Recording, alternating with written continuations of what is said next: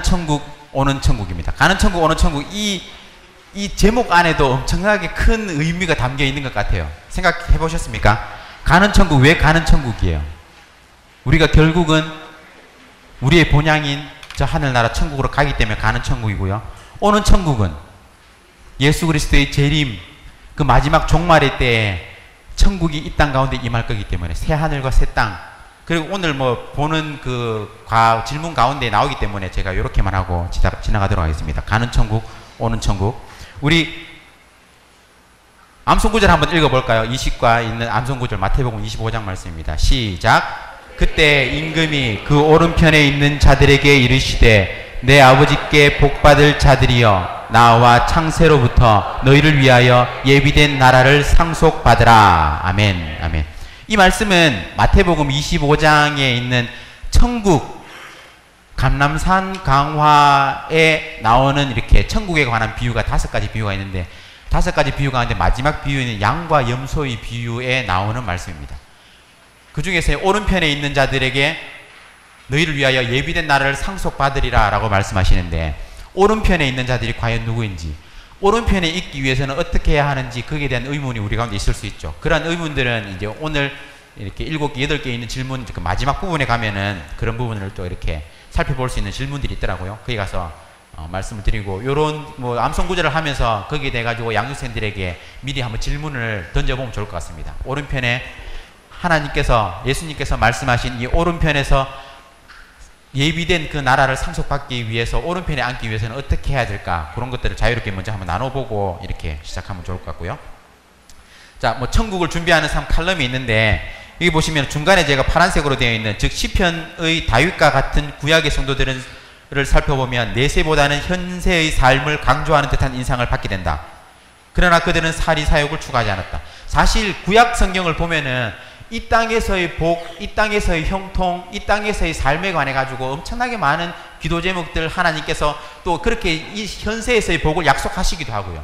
그런데 실제적으로 그 삶을 이렇게 들여다보면은 그 삶 가운데 현세보다는 내세를 소망하는, 저 천국을 소망하는 그러한 부분들이 분명히 이렇게 보이거든요. 그래서 우리는 아브라함에 관해서 잘 알고 있죠. 뒤에 가서도 나옵니다만은 아브라함이 약속의 땅인 가나안에 살면서도 저 천국, 하늘의 영원한 도성, 하나님께서 예비하신 그 영원한 도성을 바라보고 그 가나안 땅에서 정착해서 거주하지 않고 항상 장막을 치고 살았다 그랬어요. 장막을 치고 살았다는 게 뭡니까? 장막을 쳤다는 것은 언제든지 떠날 준비를 하고 이동할 수 있는 그 환경이 장막이거든요.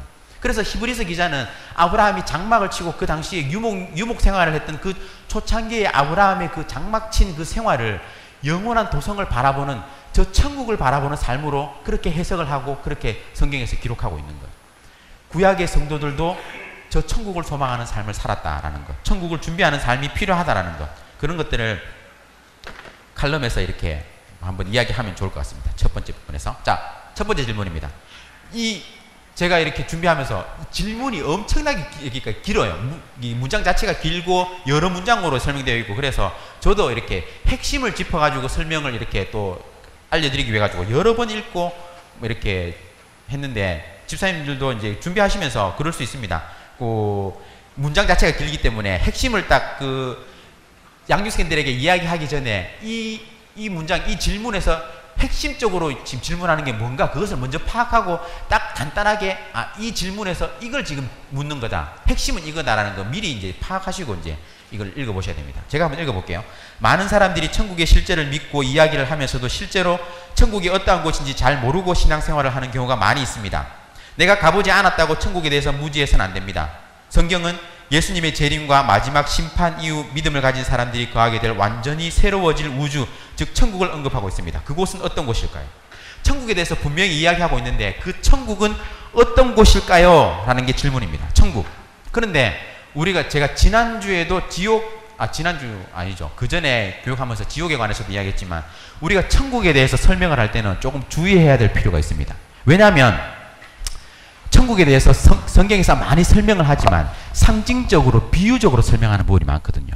비유는 비유로 알아듣고 비유로 해석을 해야 되는데, 우리가 문자 그대로 이렇게 해석하고 천국에 대해서 이야기하는 부분이 많습니다. 그래서 그런 부분은 조금 주의를 해야 되고, 천국이나 지옥이나 이런 부분에 관해서 설명을 할 때 주의하실 때 첫 번째 개혁주의 성경 해석의 제1원칙이 이겁니다. 성경은 성경으로 해석한다. 성경은 성경으로 해석한다. 해석하기 어려운 본문은 좀 더 평이한 본문, 좀 더 확실한 본문으로 그것을 가져와가지고 그것에 비추어서 해석하는 거예요. 해석하기 어려운 본문을 그걸 가지고 그 본문에서 어떤 분명한 더 깊은 의미를 찾기 위해 가지고 막 이렇게 여기서 해석을 하게 되면 엉뚱한 해석이 나오게 되거든요. 해석하기 어려운 본문은 좀 더 평이한 본문, 분명한 본문으로 그것을 비추어서 말씀의 빛으로 해석한다. 그렇기 때문에 천국에 관해서 이야기할 때도 성경에서 이야기하는 데까지만 이야기하면 됩니다. 성경에서 이야기하는 것보다 더 나아가서 이야기하게 되면 그것은 성경을 쓴 저자의 의도가 아니라는 거죠. 자, 그래서 천국은 어떤 곳일까요? 라는 질문에 대해서 이사야 말씀을 이야기하고 있죠. 새 하늘과 새 땅에 대해서 이야기하고 있습니다. 천국이 임할 때 분명히 새 하늘과 새 땅이 임할 것이다 라고 이야기를 하는데요. 이 새 하늘과 새 땅은 성도들이 최종 상태에 들어가기 전에 이 세상이 지나가고 새 창조가 이루어질 것을 분명하게 이야기하는 거예요. 설명이 길어질까 해서 제가 네. 네. 설명을 어디까지 제가 드려야 될지 좀 고민을 했는데 지금 시간이 좀 그래서 일단은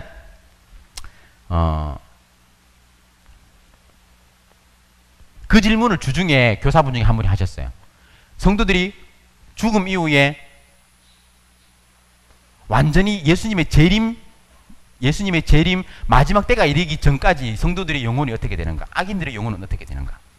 그래서 어떤 성경이나 성경 이렇게 또 각주 이렇게 뭐 해설서 이렇게 보면은 중간 상태, 구약의 스올, 신약의 하데스, 그리고 우리 성경에는 음부라고 표현된 이런 것들을 이야기하면서 중간 상태, 분명히 중간 상태는 있거든요. 근데 그 중간 상태를 어떤 장소적인 개념으로 이제 이해하면 이게 문제가 되고 가톨릭의 연옥교리처럼 그렇게 나가게 되는 거예요. 연옥이라는 곳에 일단은 뭐 스올, 음부, 연옥이라는 곳에서 이렇게 모든 사람이 죽고 난 뒤에 거기서 거하다가 어떻게 뭐 마지막 때에 거기서 이렇게 어떻게 심판이 되고 아니면은 막 가톨릭 교리처럼 연옥에 있는 자들을 조상들을 위해서 기도하고 면죄부를 통해 가지고 구원받고 이런 교리로 가기 때문에 그 중간 상태를 장소적인 개념으로 이야기하기보다는 성도의 영혼이 죽음을 맞았을 때 몸과 영혼의 분리를 통해 가지고 우리 담임 목사님 설교에서나 장례 설교에서 항상 하시는 것처럼 그 영혼이 하늘나라에 가서 하나님과 함께 거하게 됩니다.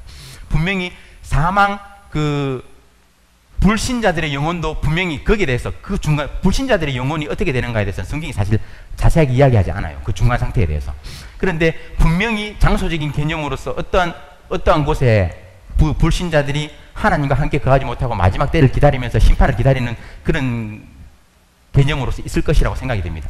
그런데 마지막 때 예수님이 재림하시고 그 천년왕국 마지막 종말론에 관해 가지고 여러 가지 견해가 있지만 그냥 이렇게 두루뭉실하게 이야기를 하자면 마지막 때 우리의 영혼과 육체가 지금은 분리되어 있지만 그 영혼과 우리의 육체가 다시 재결합해서 부활을 경험하게 될 거예요. 그 부활을 경험하고 완전한 천국에서 예수 그리스도가 부활하신 그것과 동일한 상태로 우리가 부활체를 가지고 하나님과의 영적인 교제를 누리게 되는 겁니다. 그 전까지는 우리의 영혼만 지금 저 하늘의 천국에 있다라고 생각을 하시면 돼요. 자, 그러면은 우리가 그 새 창조, 이 새 하늘과 새 땅을 이야기할 때 이 새 창조를 자, 회복이라는 개념으로 보시는 게 가장 성경적입니다. 회복.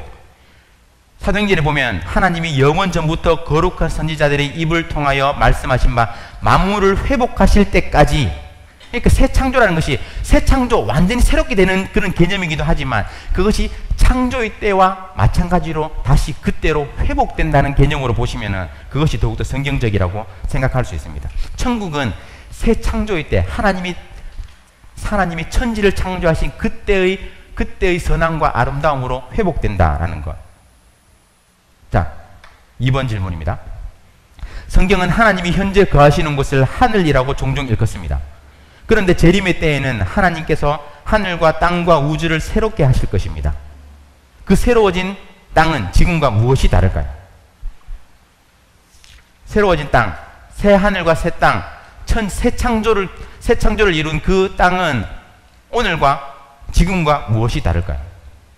창세기 말씀에 보면 제가 조금 전에 이야기했지만 하나님이 지으신 그 모든 것을 보시기에 심히 좋았더라.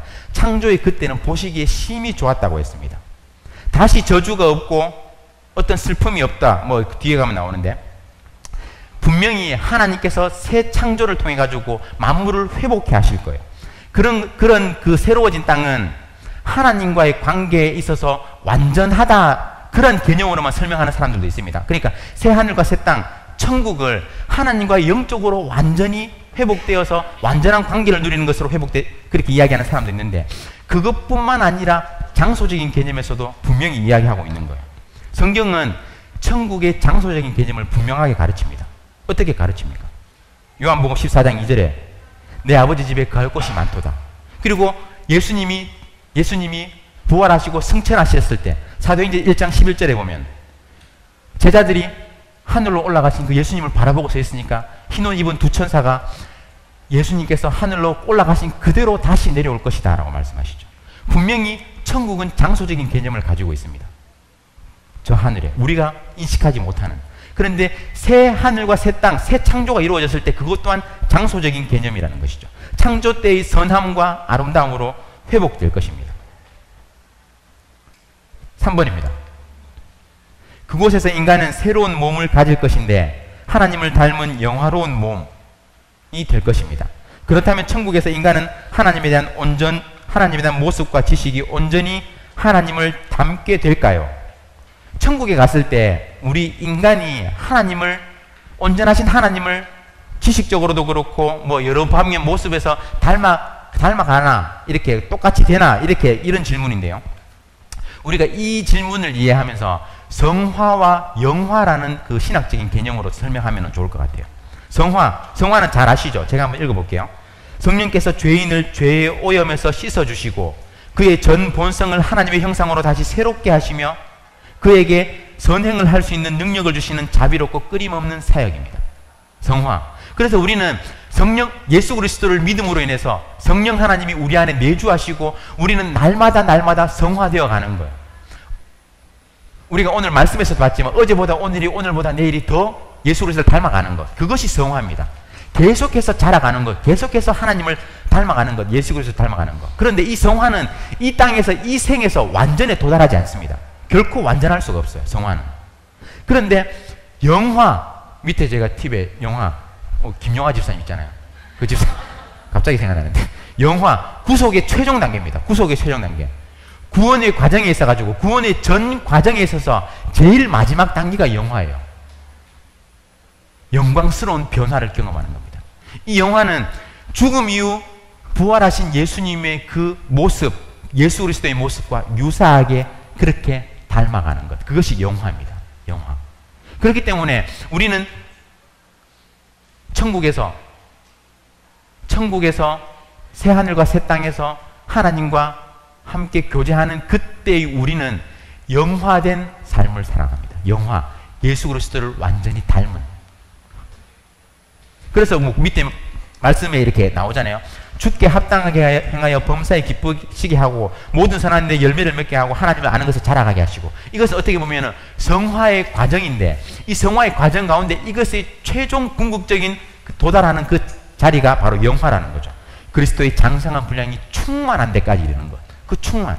성화의 과정에서는 충만한 데까지 이룰 수 없습니다. 그런데 성화 이후에 영화, 예수 그리스도의 재림 이후에 그 첫 천국을 경험할 때 우리는 장성한 분량이 충만한 데까지 도달하게 된다는 겁니다. 자, 4번입니다.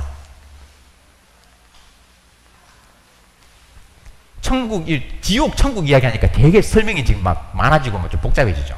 왜냐하면 지옥, 천국에 관해 가지고 성경에서 분명히 그 존재에 대해서 이야기하지만 상징, 비유적으로 이야기하는 부분이 많기 때문에 그것들을 어디까지 문자적으로 해석할 것인가, 어디까지 비유적으로 받아들이고 이것들을 해석할 것인가, 이것들은 성경 해석학을 공부를 좀 하고 이것에 대해 가지고 좀 해석하는 방법을 좀 이렇게 알아야지만 그 부분 어느 정도까지 이렇게 멈추고 이렇게 할 수 있습니다. 자, 4번 한번 볼게요.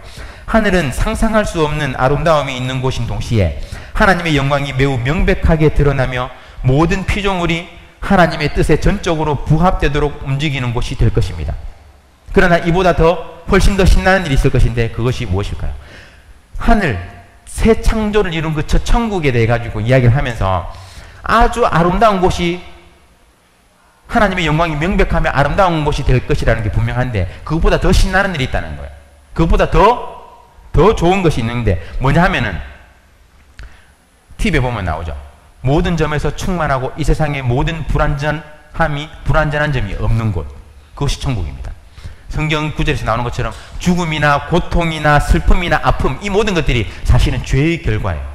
그런데 이 모든 것이 완전히 죄가 이 땅에 범하기 전에 그 상태로 회복되기 때문에 이 모든 것이 완전하게 회복되는, 어떠한 흠도 결점도 없는 그런 것으로 회복된다는 거예요. 눈물과 고통과 슬픔, 아픔 아무것도 없는 그런 상태로.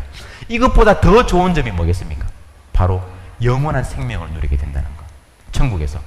천국이 하나님의 영광이 명백하게 드러나는 그 아름다운 곳이고, 그리고 어떠한 고통과 슬픔과 눈물과 아픔도 없는 그런 곳이고, 우리가 영원한 생명을 누리는 곳이고, 이렇게 천국이 그렇게 좋은 곳이다라는 것 순차적으로 이렇게 한번 짚어주면 좋을 것 같고요.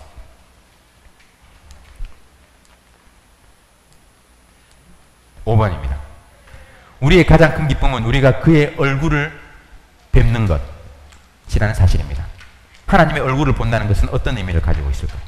하나님의 얼굴을 본다는 것, 구약에서 하나님의 얼굴을 본다는 것에 대한 개념 혹시 들어보신 적 있습니까? 하나님의 얼굴을 대한다. 하나님의 얼굴. 하나님의 얼굴이라는 것은 사실은 어떤 존재, 하나님의 존재, 현존, 임재를 경험하는 거예요. 그래서 예를 들어서 제가 아담과 하와 적어놨잖아요. 아담과 하와가 범죄하기 전에는 어땠습니까? 하나님의 얼굴을 마주하는, 하나님과의 충분한 교제를 누리고 그 가운데 기쁨을 누리는 존재였습니다. 그런데 그러니까 하나님의 얼굴을 마주하는 존재였죠. 그런데 아담과 하와가 범죄하고 난 뒤에는 어땠습니까? 하나님의 얼굴을 대하기를 두려워했어요. 범죄한 자들에게, 범죄한 이후에는 하나님의 얼굴을 피했다 그랬습니다.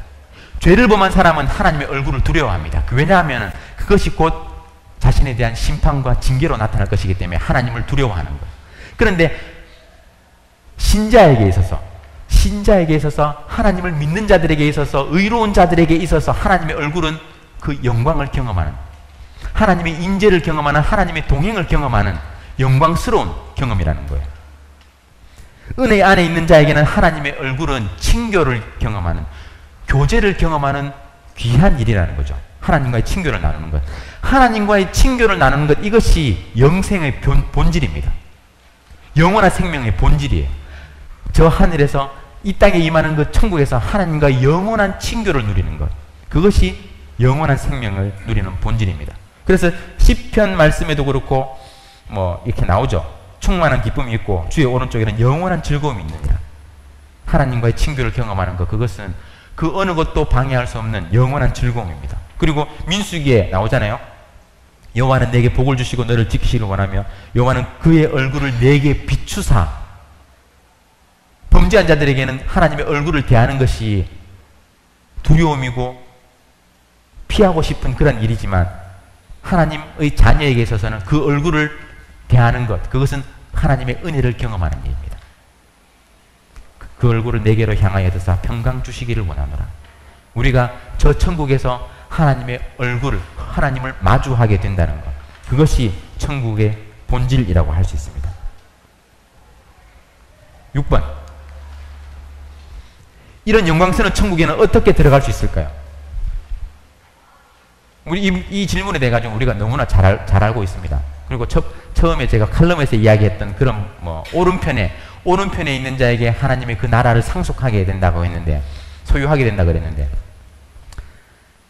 천국에 들어갈 수 있는 유일한 방법은 한 가지, 유일한 길은 예수 그리스도밖에 없습니다. 사도행전 4장 12절처럼 다른 이로서는 구원을 받을 수가 없나니 천하 사람 중에 구원을 받을 만한 다른 이름을 우리에게 주신 적이 없다라고 했습니다. 그 예수 그리스도를 통해서만 천국에 들어갈 수 있다라는 것. 7번 질문. 어른이 된 후의 삶이 어린 시절에 달려있듯이 세상에서의 삶이 천국의 삶을 결정짓는다는 사실을 우리는 알아야 합니다. 다음 구절을 통하여 그 의미를 생각해 봅시다. 이 땅에서의 삶이 결국은 천국에서의 삶과 연관이 있다는 거예요. 빌립보서 1장에 보면 이는 내게 사는 것이 그리스도니 죽는 것도 유익함이라 라고 말씀하죠. 이것을 조금 쉽게 이야기해보면 나에게는 그리스도가 생의 전부입니다. 그리스도밖에 없습니다. 그리고 죽는 것이 나에게는 이득이 됩니다. 무슨 말일까요 이게? 이 세상에서 그리스도를 위해 살았던 것이, 그리스도를 위해서 전심을 다해서 살았던 것이, 그리스도만을 위해서 살았던 것이 죽음 이후에도 나의 삶에 영향을 미치고 그것이 나에게 유익이 된다라는 의미입니다. 고린도전서 15장 19절 말씀도 마찬가지거든요. 이 세상의 삶뿐이면, 만일 이 세상의 삶뿐이면 우리가 더욱 불쌍한 자라. 이 세상의 삶뿐이면은 불쌍한 자지만 이 세상의 삶이 아니라, 이 세상뿐만 아니라 다른 삶도 있다는 거예요. 이생의 삶도 있다는 겁니다. 이 세상의 삶이 전부가 아니기 때문에 이렇게 사는 것이, 내가 이렇게 사는 것이, 이 땅에서 이렇게 사는 것이 의미 있다, 유익하다라고 지금 이야기하는 거예요. 그렇기 때문에 우리는 팁에서 보시면 이 세상의 삶과 죽음 이후의 삶에 연관이 있다라고 이해할 수 있습니다. 진정한 믿음은 삶으로 드러나게 되어 있습니다. 진정한 믿음은 그 사람의 삶에서 어떤 행실로 드러나게 된다는 거예요. 선행으로 드러난다는 거죠. 그런데 우리가 선행을 이야기할 때 선행에 대한 우리가 트라우마가 있습니다. 어떤 거부감이 있어요. 선행은 공로가 아닙니다. 선행이 필요한 이유는, 제가 이 밑에 정리를 해왔는데요. 우리의 삶에서 선행이 필요한 이유는 하나님께서 그것을 요구하십니다. 그리고 그 선행이란 것은 신앙의 열매라고 할 수 있습니다. 그리고 우리에게 주신 하나님의 은혜에 대한 감사의 표시, 그리고 우리의 이 땅에서의 삶이 저 천국과 연결되어 있다는 그 신앙의 확신, 그리고 우리의 선행을 통해서 하나님께 영광 돌리는 거예요. 제가 처음에 이제 그 이야기를 했잖아요. 양과 염소의 비유. 양과 염소의 비유에서 결국은 이야기하는 게 뭡니까? 천국에 관해서 이야기하는 그런 부분인데, 양과 염소의 비유에서 이야기하는 것은 결국은 너희의 믿음이 다른 사람들을 위한 선한 행실로 나타나서 그것들이, 그 삶이, 그 삶을 통해서 너희의 믿음을 확인할 수 있고 그 삶을 통해서 너희들이 심판을 받게 된다. 결국은 어떠한 너희들의 행위, 공로 이런 것들을 통해 가지고 심판받는 게 아니라 삶을 그 믿음을 바탕으로 한 그 삶에 의해 가지고 너희들이 심판을 받게 된다. 이것을 양과 염소의 비유에서 이야기하는 거거든요. 그렇기 때문에 우리는 이 땅에서 살아가면서 저 천국을 소망하며 사는 사람은 이 땅에서의 삶에 더욱더 열심을 다하고 내 삶을 통해서 하나님께 영광 돌리고 선한 행실을 통해 가지고 하나님께 영광 돌려야 되는 거예요. 내 삶을 통해서 다른 사람들이 내 삶을 보고 하나님께 영광을 돌리는 겁니다. 그것들을 위해서 우리는 이 땅에서의 삶이 천국에서의 삶과 연관이 있다라는 것을 우리가 기억하고 우리 양육생분들에게 이 부분을 강조할 필요가 있습니다. 자, 8번 마지막입니다. 천국에 대한 성경의 여러 말씀들은 어떤 면에서 여러분들에게 놀라움과 격려와 소망을 가져다 주는지 함께 나누어 봅시다. 천국에 대한, 지옥에, 지난번 바로 전 과였던 지옥에 대한 부분도 이야기를 나누면서 이런 부분 천국과 연결을 시키려면 좋다고 이야기했는데, 천국에 대한 것, 이 세상의 고통과 아픔을 견디고 버티게 해주는 소망, 그것이 바로 천국입니다. 이 세상의 삶이 끝이 아니라 우리의 이생의 삶의 끝에는 결국은 저 천국이 기다리고 있다. 그렇기 때문에 이 세상에서 당하는 어떠한 고통과 고난 가운데에도 사실은 믿음으로 버티고 견디고 인내할 수 있다. 인내해야 한다. 천국이 그런 소망을 준다는 거예요. 아브라함 또한 그렇게 살았다고 제가 이야기했죠. 약속의 땅에 살면서도 하늘의 영원한 도성을 바라보면서 장막을 치고 살았습니다. 신자의 그 천국에 대한 존재, 천국에 대한 소망은 오늘을 살아가는 우리로 하여금 우리 신자의 삶을 다시 한번 생각해보고 내 자신의 삶을 다시 한번 되돌아보게 만드는 그러한 주제라고 할 수 있습니다. 이렇게 마지막에 천국에 대한 존재가 우리 양육생들 한 사람 한 사람에게 어떠한 의미로 다가오는가, 천국을 생각할 때 내 삶이 어떻게 바라봐지는가, 내 삶을 어떻게 살아가야 하는가, 이것들을 마지막으로 나누시면 좋을 것 같고요. 혹시나 질문 있으시면 나중에 뒤에서 이렇게 제가 질문에 대해서 답변을 해드리도록 하겠습니다. 제가 기도하겠습니다. 사랑과 은혜가 많으신 하나님 감사합니다. 오늘 우리 제자 양육원